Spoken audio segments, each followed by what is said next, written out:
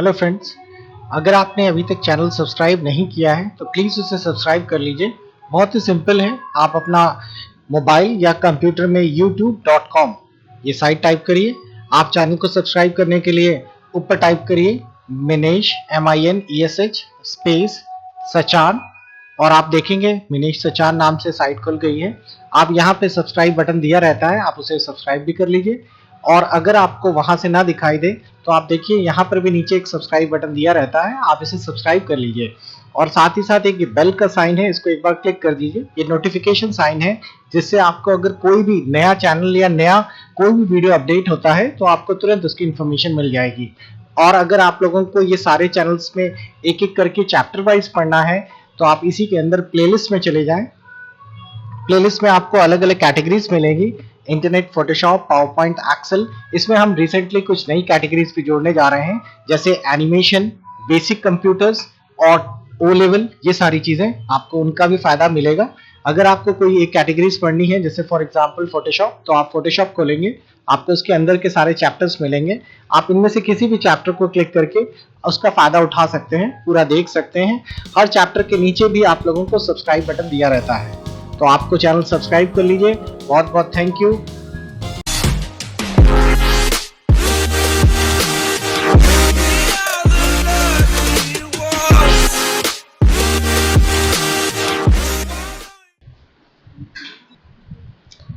एक इस बार काफी इंटरेस्टिंग शॉर्टकट की पूछी थी, कंट्रोल के साथ राइट एरो बटन दबाएंगे तो क्या होगा।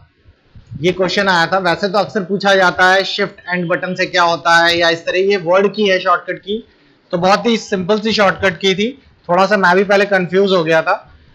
बहुत ही सिंपल है, जैसे कि आपने लिख दिया यहाँ पर, मान लीजिए मैंने इंस्टीट्यूट का नाम डाल दिया अपने इस तरीके से, और मेरा कर्सर यहां पर है। अब मैं कंट्रोल के साथ राइट एरो बटन दबाऊंगा तो देखिए उछलकर नेक्स्ट वर्ड में पहुंच गया, फिर राइट एरो नेक्स्ट वर्ड में। तो कंट्रोल के साथ अगर मैं यहाँ पे कोई भी चीज दबाता हूं एरो बटन, तो वो ऑटोमेटिकली एक पूरा पूरा वर्ड इधर से स्विच करता है। जबकि बिना कंट्रोल के दबाएंगे तो सिर्फ एक एक करेक्टर इधर इधर आ रहा है। और इसी तरीके से अगर मैं सीधा कीबोर्ड की एंड बटन दबा देता हूं तो लाइन के आखिरी में आ जाता है, और होम बटन दबा देता हूं तो लाइन के बिगिनिंग में आ जाता है। शिफ्ट के साथ एंड दबा देता हूं तो पूरा सिलेक्ट हो जाता है, और अगर कहीं कर्सर आखिरी में है तो शिफ्ट के साथ होम दबा देता हूं तो भी लेफ्ट से राइट में सिलेक्ट हो जाता है। तो ये एक अलग से थोड़ी सी शॉर्टकट की टूच ली गई थी। कंट्रोल एरो बटन दबाने से राइट क्या होता है, पूरी लाइन सिलेक्ट होती है, वर्ड सिलेक्ट होता है, एक पैरा चेंज होता है, या इस तरह के 4 ऑप्शंस थे। तो सही जवाब है कंट्रोल राइट एरो बटन दबाने से नेक्स्ट कर्सर जंप होकर नेक्स्ट वर्ड पे स्विच होता है। Next, mail merge. ये बहुत इंटरेस्टिंग है, ये काफी अच्छा टॉपिक है, कई बार पूछा जाता है, लेकिन यहां तो सिर्फ ऑब्जेक्टिव था।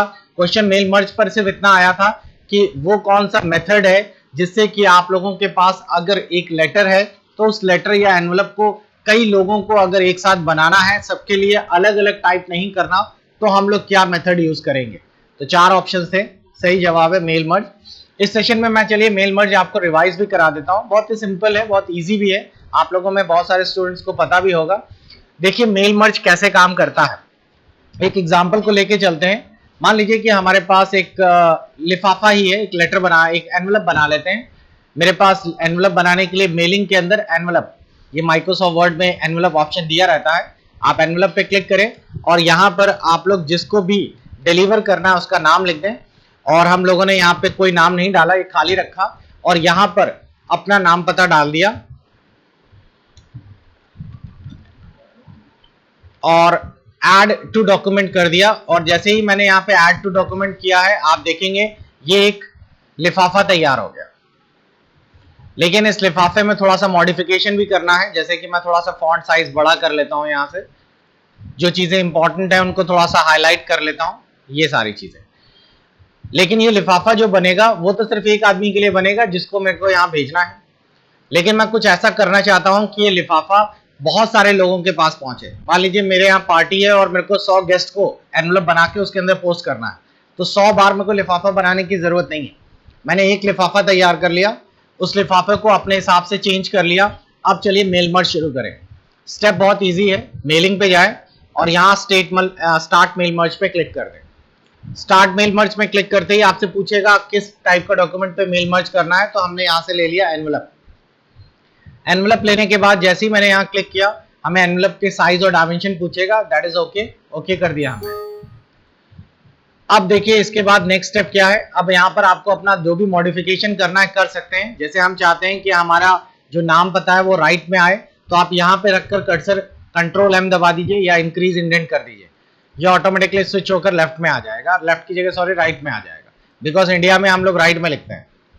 हम चाहते हैं कि लेफ्ट में स्टैम्प के लिए एक जगह प्लेस हो जाए, तो इंसर्ट के अंदर एक टेक्स्ट बॉक्स बना लीजिए और टेक्स्ट बॉक्स से आप लोग यहाँ पर एक स्टैम्प लगा दीजिए इस तरीके से।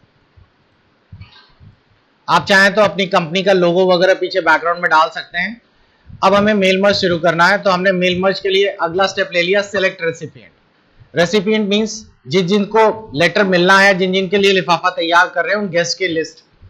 अगर आपके पास लिस्ट तैयार है तो यहां से यूज करिए एग्जिस्टिंग लिस्ट, और नई लिस्ट बनानी है तो यहां पे जाइए, टाइप न्यू लिस्ट पे क्लिक करते ही आपके सामने पूरा एक डेटाबेस खुल जाएगा, जिसमें आपका गेस्ट का नाम, सरनेम, कंपनी नेम, ये सब चीजें होंगी। आप अपने डेटाबेस को अपने हिसाब से कस्टमाइज कर सकते हैं। हमने कस्टमाइज बटन दबाया, इनमें से जो जो चीजें हमें नहीं चाहिए वो हमने फील्ड से हटा दी। जैसे फॉर एग्जांपल हमें ये कंट्री, फोन, ईमेल एड्रेस, ये सब चीजें नहीं चाहिए, तो हमने ये सारी चीजें अपने इस डेटाबेस से हटा दी और ओके कर दिया, तो हमारे अकॉर्डिंगली फील्ड्स तैयार है। अब हम लोगों ने यहाँ पे अपने गेस्ट के नाम डालने शुरू किए। जैसे पहला नाम हमने लिख दिया मिस्टर रमन शुक्ला। ओके, देखिए मैंने इस तरीके से 3 रिकॉर्ड्स फीड कर दिए यहाँ पर और मैंने इसे ओके कर दिया। मेरे से पूछेगा आप अपने गेस्ट को सेव करिए डेटाबेस, तो मैंने कोई भी नाम देके गेस्ट सेव कर दिया और हमारा ये थर्ड पार्ट पूरा हो गया। पहले मैंने स्टार्ट मेल मर्ज किया था, फिर रेसिपिएंट की लिस्ट तैयार की थी। अगर आपको मॉडिफाई करना है तो आप मॉडिफाई कर सकते हैं, लेकिन फिलहाल मुझे कोई मॉडिफाई नहीं करना। मैं अब लास्ट स्टेप बताऊंगा इस पर कि कौन सी चीज कहां पर लगानी है। उसके लिए आप इंसर्ट मर्ज फील्ड करिए। हमने यहां बता दिया है कि 2 के नीचे टाइटल होना चाहिए, यहां फर्स्ट नेम होना चाहिए, मतलब हम कुल मिलाकर उसको लोकेशन दे रहे हैं कि कौन कौन सी फील्डें कहां कहां पर सेट होंगी। तो इस तरीके से हमने लोकेशन दे डाली, ऐसे ये रहा, और साथ ही साथ हमने इतनी चीज को बोल्ड भी कर दिया। तो हमारा ये मेल मर्ज का फाइनल स्टेप पूरा हो रहा है। अब आपको जब लोकेशन भी दे दी तो आखिरी में फिनिश एंड मर्ज कर दीजिए। फिनिश एंड मर्ज करते ही आप जैसे ही क्लिक करेंगे, आप लोग जैसे ही ओके करेंगे, देखिए हमने 3 डेटाबेस बनाए थे। इसमें पहला रमन शुक्ला था, वो पूरा एनवेलप बनकर आ गया है। थोड़ा सा नीचे किसका है, सेकंड सीमा वाजपेयी का पूरा आ गया, और उसके बाद थर्ड डॉक्टर विनीत शुक्ला का भी पूरा आ गया।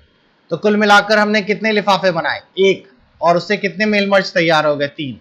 जाहिर है अगर हम 100 रिकॉर्ड्स भरते तो 100 लिफाफे बन जाते हैं। इसी तरीके से ऑफिस में आप लोगों को अगर नोटिस देना है सभी को अलग अलग, तो सबके लिए अलग अलग नोटिस लिखने की जरूरत नहीं है। एक नोटिस तैयार करिए और सभी इंप्लॉइज का डेटाबेस बना लीजिए, और ये डेटाबेस बाद में भी काम आएगा, वो सेव रहता है। बिकॉज आपको अगर दोबारा नोटिस देना है तो फिर से रिकॉर्ड कीपिंग करने की जरूरत नहीं है। यहाँ पर आप जाकर अपना पुराना डेटाबेस खोल लीजिए और सिंपल मर्ज कर दीजिए। तो ये बहुत अच्छा और इजी मेथड है मेल मर्ज। तो टॉपिक का जो सवाल था वो यही था, जो मैंने आपके साथ बताया कि आपको इनमें से कौन सा मेथड यूज करना है जिससे कि आप एक साथ कई लोगों को भेज सकते हैं लेटर्स, वो है मेल मर्ज। नेक्स्ट क्वेश्चन थोड़ा सा अलग है, पूछा गया था गटर क्या है। तो इसमें कई सारी चीजें थे, क्वेश्चन थोड़ा कॉम्प्लिकेटेड करके था। क्वेश्चन में थे 4 सॉल्यूशन। नंबर फर्स्ट, गटर चारों तरफ का मार्जिन होता है, गटर टॉप मार्जिन होता है, गटर राइट मार्जिन होता है, या गटर खाली स्पेस होती है जो कि आप लोगों की बाइंडिंग के लिए यूज होती है। तो इसका सही जवाब गटर खाली स्पेस है जो बाइंडिंग के लिए एक्स्ट्रा छोड़ी जाती है, और उसी को हम लोग गटर कहते हैं। ये आपको सारा स्टेप्स मिलेंगे पेज सेटअप में। जब आप लोग पेज सेटअप करते हैं तो पेज सेटअप करते समय आपसे पूछा जाता है कि पेज के चारों तरफ के मार्जिन कितने होने चाहिए, टॉप, लेफ्ट, राइट, और इसी में देखिए गटर पोजीशन दिया रहता है कि गटर में कितना चाहिए। आपने अभी चारों तरफ 1-1 इंच छोड़ रखा है, तो जब प्रिंट करेंगे तो चारों तरफ पेज में 1-1 इंच खाली रहेगा। आपने गटर पे जाके क्लिक किया, अगर मान लीजिए गटर नहीं डालते हैं तो लोगों के आप ये समझिए कि आप लोग जब इसे बाइंडिंग कराएंगे तो लेफ्ट वाला जो बाइंडिंग करने वाला भी थोड़ी स्पेस ले लेगा। तो आप लोग देखते होंगे कभी कभार कुछ बुक्स में बाइंडिंग कराने के बाद एक प्रॉब्लम आती है कि जब बुक्स का पेपर खोलिए तो कुछ लाइंस अंदर ही रह जाती हैं, क्योंकि बाइंडिंग यूज कर लेता है उसे। तो आप गटर में आपने यहाँ डाल दिया 0.5, तो जैसे ही 0.5 डाला तो देखिए आपको लेफ्ट में थोड़ी एक्स्ट्रा स्पेस यहाँ दिखने लगी होगी। तो ये जो एक्स्ट्रा स्पेस 0.5 है यानी आधे इंच की, वो बाइंडर यूज कर लेगा, और इससे हमारा जब बाइंडिंग होने के बाद जब पेपर खुलेगा तो आप लोगों को चारों तरफ बराबर मिलेगी स्पेस। ये आपका पेज सेटअप का पार्ट है। तो क्वेश्चन गटर से था जो मैंने आपको बता दिया। नेक्स्ट, ये बहुत सिंपल सा टॉपिक था कि स्लाइड डिजाइन किस टर्मिनोलॉजी से जुड़ा हुआ है। तो आपको बता दें, स्लाइड डिजाइन पावर पॉइंट में यूज होता है, और पावर पॉइंट में आप लोगों को यहाँ पर आपको दिखाई भी देगी। डिजाइन्स के अंदर ये हैं काफी सारी डिजाइन्स, आप इनमें से कोई भी एक बनी बनाई प्री डिजाइन्स यूज कर सकते हैं। ये स्लाइड डिजाइन्स का काम करती हैं, और चाहे तो इसको अपने हिसाब से मॉडिफाई भी कर सकते हैं। आपको अगर एक स्लाइड पे डालनी है तो इसी पे राइट क्लिक करिए और अप्लाई टू सिलेक्टेड कर दीजिए, तो सिर्फ एक स्लाइड पे आएगी, बाकी स्लाइडों पे ये डिजाइन्स नहीं आएंगी। तो ये टॉपिक था, ये स्लाइड डिजाइन कहाँ से जुड़ा है, किससे कंसंट्रेटेड वर्ड है, वो ये था। तो ये पावर पॉइंट के स्लाइड्स की डिजाइनिंग से जुड़ा हुआ है। नेक्स्ट, ये भी क्वेश्चन आया था, इंटरनेट से कंसंट्रेट था कि अगर आपको इंटरनेट पे कॉल करनी है तो इंटरनेट कॉलिंग को क्या कहते हैं। उसमें था कि आप लोग MSN का इस्तेमाल करते हैं या अलग अलग टर्म्स यूज किए गए थे। बता दें, इंटरनेट से कॉल जो करते हैं हम लोग उसे कहते हैं VoIP call, voice over internet protocol. आजकल ये काफी यूं कहिए कि इजी मेथड हो गया है। आप लोग बजाय रिचार्ज कराने के VoIP कॉल भी कर सकते हैं। इसकी कॉलिंग सस्ती होती है, खासकर STD और ISD कॉल, क्योंकि इसमें इंटरनेट चार्जेस लगते हैं, ना कि नॉर्मल STD और ISD टॉक टाइम लगता है। तो अगर आपको इंटरनेट की मदद से कॉल करनी है तो VoIP कॉल्स यूज करिए।